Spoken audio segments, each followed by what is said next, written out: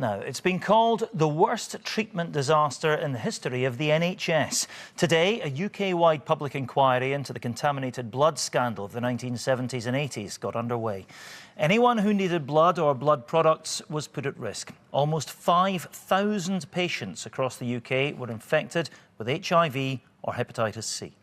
In 2015, the Penrose inquiry into Scottish cases was branded a whitewash by campaigners. They'll now be hoping for further answers from this new inquiry. We'll be speaking to a Scottish victim of the scandal in just a moment, but first, the BBC's health editor, Hugh Pym, has this report.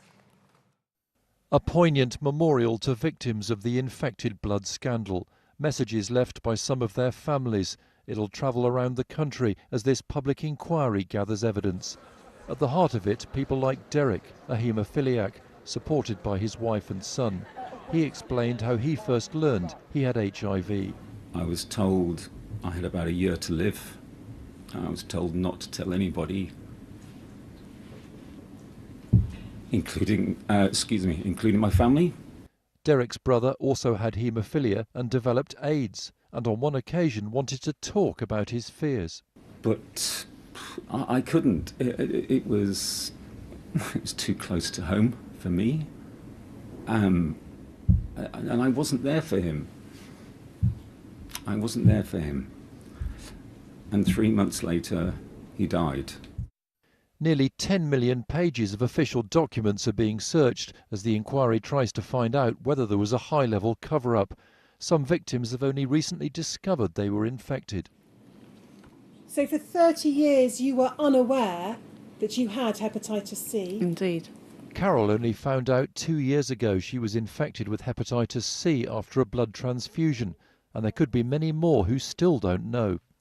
And the fact that there are thousands of people out there who, like me, didn't have the least idea that they got hepatitis C, and there may be a whole wave, and I hope it's going to be handled the darn sight better than it has been up to now. Looking this way, thank you. For Perry, it's the support of his wife and family which has kept him going. Towards me, thank you. There is a huge impact on family because they carry you, and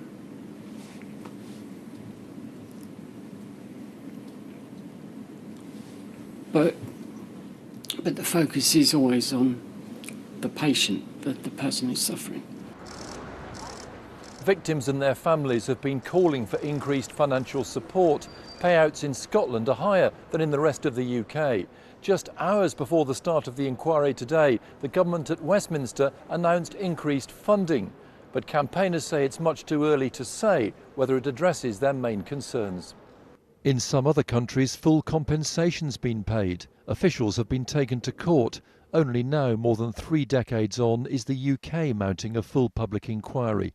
Campaigners hope it will get to the truth. Hugh Pym, BBC News. Well, Bruce Norval was infected with hepatitis C and has been campaigning on this issue for decades. He joins us now from Inverness. Bruce, when did you find out you'd been infected? I have the distinction of being in the Hep C blood test, so I was one of the earliest diagnosed people in the country. I was diagnosed in 1990. And how has that affected your life? Well, it was affecting my life before I was diagnosed, of course. I'd actually been chronically sick from my mid-teens. Ironically, I would say that knowing what was wrong with me actually helped. At least I understood why I couldn't work. I mean, you were involved in the Penrose inquiry into the Scottish cases. It was branded a whitewash by campaigners. What went wrong with that? The Penrose inquiry went wrong from the very beginning. The criteria were inadequate. The terms of reference weren't going to get to the right places. In the case of haemophilia, restricting it to HIV and hepatitis C is wholly and utterly inadequate to understand what was known about the infectivity of blood products.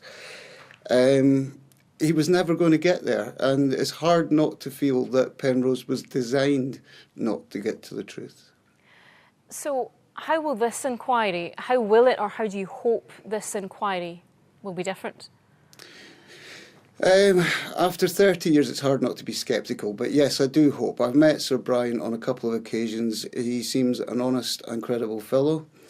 One hopes that the evidence will be dealt with well and properly, and that we can contest things, unlike Penrose, when we think that information is being misunderstood or ignored. Something we never had in the Penrose inquiry. And obviously, this has had a huge impact on your life and other victims. Just sort of put that into perspective and into context for people. The infection started an impact on me when I was in my mid-teens. When I was 14, I went from top of the class to the bottom of the class. I've never been able to hold down a job for more than a year at a time. It got worse right up until I was 30, where my wife had to take over being the main income in the house, and I was basically the sick husband at home. It's humiliated me. It's taken away any sense that I could be a capable adult in society and left me benefit dependent for most of my adult life. And just very briefly, what would it take to restore your faith in the system?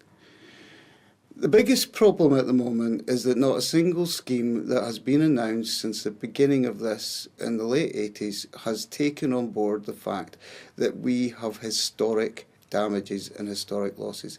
All they would need to do to get most of us to go away now is admit enough so that we can get enough to lead out our lives in dignity.